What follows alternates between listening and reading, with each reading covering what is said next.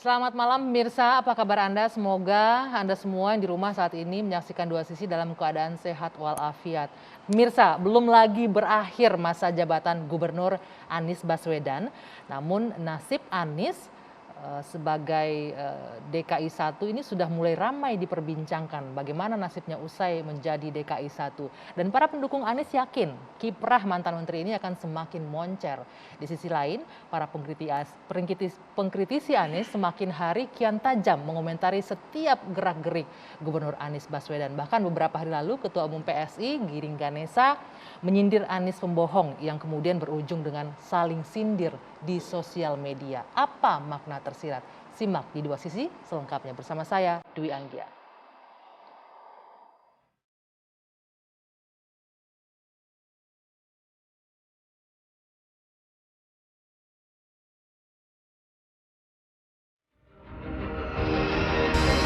Baik yang kata-katanya kasar, makin kasar kata-katanya itu makin mempermalukan dirinya sendiri, bukan pas saya. Hai guys, gue lagi ada di Ancol. Gue gak yakin nih bisa kejadian. Semoga tidak merugikan uang pajak. Ya Allah, ya Allah. Gila nih, tanahnya lembek abis. Kayak begini bisa jadi sirkuit apa enggak nih?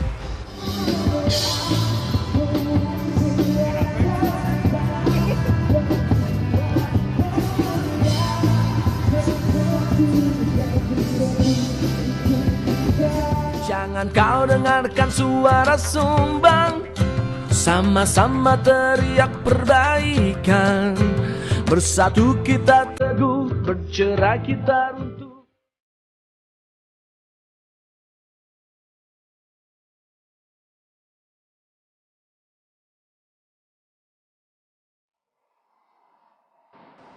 Ya, di Dua Sisi malam hari ini kami mengangkat tema Suara Sumbang Masihkah Anies Moncer usai Oktober. Ini akan jadi diskusi kita dan untuk itu sudah hadir sejumlah narasumber bergabung bersama saya. Saya akan perkenalkan satu persatu dari ujung sana. Bung Bestari Barus, politisi Partai Nasdem. Selamat malam, Bung Bestari. Waalaikumsalam. Boleh digunakan mikrofonnya ya, Bang Bestari. Kemudian ada Ustadz Haikal Hasan, ini pembina Baperan ini. Saya sempat kaget tadi, Baperan, Barisan Pecinta dan Relawan Anies Baswedan ya. Betul. Selamat malam. Selamat malam. Dan sebelah kiri saya ada Bung Andi Budiman, juru bicara PSI. Selamat malam. Selamat malam, Anggi. Ya. Terima kasih. Kemudian di ujung sana ini yang lagi rame jeruk makan jeruk nih, Mas Arya Bima, politisi PD Perjuangan. Selamat malam, Mas Arya Bima. Selamat malam Anggi. Mic-nya boleh dipakai nanti ya, Mas? Tahun, Gi. Aduh, terima kasih. Mic-nya boleh digunakan, Mas ya? Oh iya. Terima kasih ucapannya. Oke, baik. Kita tadi sudah menyaksikan bersama-sama ya bagaimana ini dua orang ini saling sindir.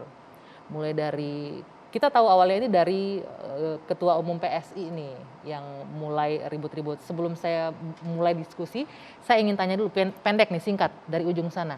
Menurut Bung Bestari, pakai mic-nya ya Bang ya? Usai Oktober gimana nasib Anies? Anies akan melangkah jauh ke depan. Oke, Ustadz Haikal?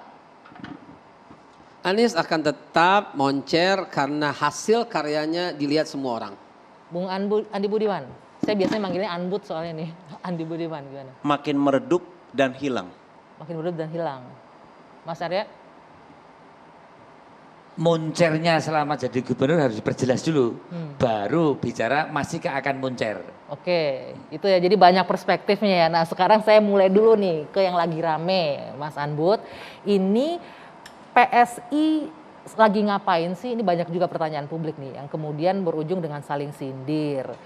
Dijawab nih dengan Anies akhirnya menyebutkan, ini sebenarnya asumsi dari publik ya, kita nggak tahu intensinya gubernur apa dengan menyebutkan ini ketika cek sound suaranya jelas tidak ada sumbang-sumbangnya. Kemudian langsung dibikinin lagu sama musisi yang sekarang jadi ketua umum partai.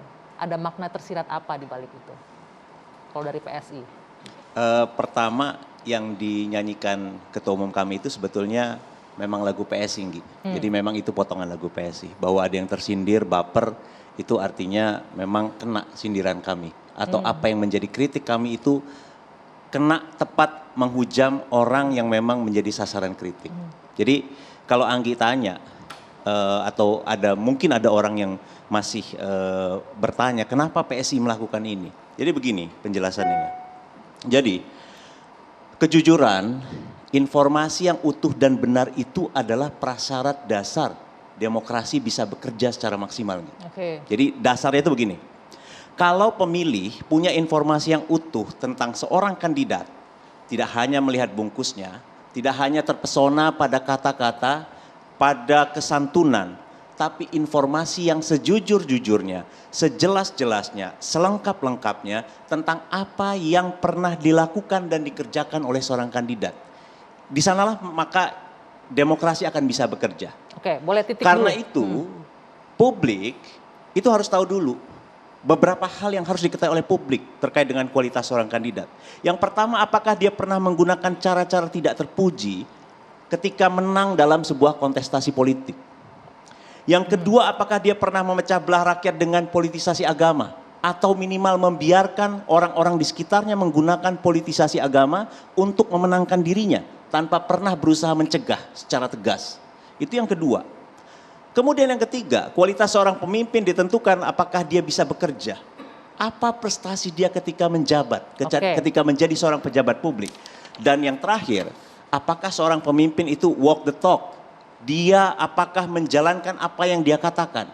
Kalau di hadapan publik, retorika politiknya mengatakan pro rakyat, apakah itu ia tunjukkan lewat aksi nyata? Sebentar ini lewat politik anggaran misalnya. Ini kan Anda menyebutkan cara yang tidak terpuji, kejujuran tadi beberapa kali garis bawahi ya, pecah belah, walk the talk segala macam. Itu berarti selama ini ada yang tidak memenuhi ini kriterianya atau silahkan ditafsirkan sendiri. Tapi bagi kami di PSI, inilah cara kami mengajak publik, mengedukasi publik, mengajak masyarakat untuk mulai berpikir, untuk mulai menimbang-nimbang tentang kandidat mana yang paling tepat yang harus mereka pilih ketika ada di kotak suara pada tahun 2024. Haikal, tanggapannya gimana nih? Ada di beberapa poin tuh, jujur, pecah belah, tidak terpuji. Ya kalau nggak paham ya begitulah. Yang kalau umpamanya saya diminta bertanya kepada saya, mudah-mudahan bertanya pada orang yang tepat, gitu ya. Karena dulu 212 pasti yang dimaksud itu. Yang saya katakan sekali lagi untuk yang kesekian kalinya, Anies bukan produk 212 dan tidak ada hubungannya dengan 212. Oh kami yang buat kok 212 waktu itu dan belum pro Anies sama sekali. Anies nggak kita ajak, nggak kita undang, nggak kita tanya, nggak kita ngomongin, nggak kita apa-apain. Ada semua faktanya buktinya. 212 masih duduk sama Pak Tito kok waktu itu Kapolri. Pak Jokowi juga hadir semuanya. Ini apa-apaan salah kaprah. Cuma yang saya mau ngomong begini. Ini saya mau ngomong dari perspektif saya dulu banyak dan lama di dunia sales ya. Dalam sales itu ada distribution, namanya distribution horizontal dan vertikal. Kalau vertikal itu dia ke dalam untuk memperbanyak produk. Kalau horizontal dia lebih banyak tokonya gitu ya. Nah jadi begini dalam dunia sales. Kalau barang yang nggak laku harus nempel sama yang laku. Barang yang nggak laku nih siapa nih, Be? Misalnya gini, dulu saya menjual produk yang dulu yang maaf ya harus sebut namanya ya, biar publik paham, rate misalnya. Ini kan belum laku pada waktu itu, belum ngetop gitu. Harus nempel sama yang ngetop, baygon pada waktu itu. Jadi supaya keangkat gitu loh. Jadi kita tuh nggak akan pernah ngeladenin yang tapi urusan produk seperti rate ini. itu udah nggak ada lagi sekarang ya? Iya nggak ada lagi. Artinya gini, ya gara-gara nggak punya kekuatan untuk nempel sama yang kuat, akhirnya hilang lah. Padahal dalam dunia sales tuh begitu. Mau jualan ayam ya nempel lah ke yang ayam, gitulah supaya dia bisa dikenal. Jadi maksudnya sekarang Ketua Umum PSI Giring mau numpang seperti yang ini Andi maksudnya. katakan, silahkan tafsirkan sendiri. Kan Andi modelnya begitu. Lagi pula, sebentar. Lagi pula, yang bilang sindir menyindir itu Anggi. Kami nggak merasa tersindir. Dan ini nggak tahu kali ya. Yang undang di JIS itu disangka Pak Gub kali ya. Nggak ada hubungannya. Tidak ada hubungannya. Itu Jakpro ya. Pak Anies sendiri dengerin. Pak Anies sendiri baru tahu bahwa ternyata ada di situ gitu loh. Emang Pak Anies pernah ladenin? Kagak. Nah, itu sebentar jauh nih. Uncomparable gitu loh. Kita runut lagi nih ya, Be ya. Saya ingin Uncomparable menghadirkan gitu. kembali nih. Diawali dengan ini agak mundur ke belakang nih, kita ajak penonton juga ya. Mulai dari monolognya Ketua Umum PSI waktu itu, bila dihadirkan kita lihat dulu bersama-sama yang berikut ini. Kenapa akhirnya publik menganggap ini akhirnya jawab saling saut menyaut ya. Anies Baswedan di tengah pandemi dan penderitaan orang banyak. Rekam jejak pembohong ini harus kita ingat sebagai bahan pertimbangan saat pemilihan nanti di 2024. Jangan sampai Indonesia jatuh ke tangan pembohong. Jangan sampai Indonesia jatuh ke tangan Anies Baswedan. Nah, ini kan jelas tuh disebut tuh tangan Anies Baswedan. Ya, yang gini-gini nih, kita nggak tanggepin. Tidak ditanggepin Betul-betul ya. sampah gitu loh. Karena nggak ditanggepin, B ada lagi kemudian. Nggak mungkin kita tanggepin yang begini. Nggak mungkin kita tunjukkan dengan karya saja. Oke. Jadi debat kusir. Sebentar, jadi tunggu nggak dulu. jelas Sebelum gitu saya loh. lanjutkan, saya ingin membangun ini biar konstruksinya jelas nih, konstruksi runut kasusnya ya. Setelah ini kemudian muncul ada pidato pembohong di acara ulang tahun PSI. Kita lihat dulu sama. Generasi optimis ini akan terancam oleh bahaya laten bernama intoleransi. Kemajuan kita akan terancam jika kelak orang yang menggantikan Pak Jokowi adalah sosok yang punya rekam jejak menggunakan isu SARA dan menghalalkan segala cara untuk menang dalam pilkada. Indonesia akan suram jika yang terpilih kelak adalah seorang pembohong dan juga yang pernah dipecat oleh Pak Jokowi karena tidak becus bekerja. Ya, ini kan juga nggak merasa ya, tapi kan jelas dipecat. Kita pertama kita nggak pernah bahas ini. Yang kedua kita abaikan karena sejak awal dulu pada waktu menjadi rektor Paramadina di mana Giring di DO pada waktu itu karena memang nggak berprestasi dan nggak pernah masuk. Wajar kalau di DO itu beliau terpilih sebagai 100 intelektual dunia loh ya, dunia. Kemudian ketika menjelang menjadi menteri dan kemudian jadi menteri membuat Indonesia mengajar dan seterusnya. Jadi memang tetap moncer. Jadi dan memang dikira kita kepengen gitu 2024 gitu fokus gitu ngomongin 2024. Pak Anies sendiri nggak pernah ngomongin begitu. Nah, jalankan saja semua dengan ada apa adanya. Mau jadi kek, mau nggak jadi kek terserah. Biarkan takdir yang berjalan. Ini problemnya, Gi. Menurut saya problemnya adalah ketika politik itu dilihat hanya sekedar sebuah strategi pemasaran, sebagai sebuah jualan. Tidak melihat politik itu sebagai satu pertarungan nilai, satu pertarungan substansi tentang apa yang paling penting bagi negara ini.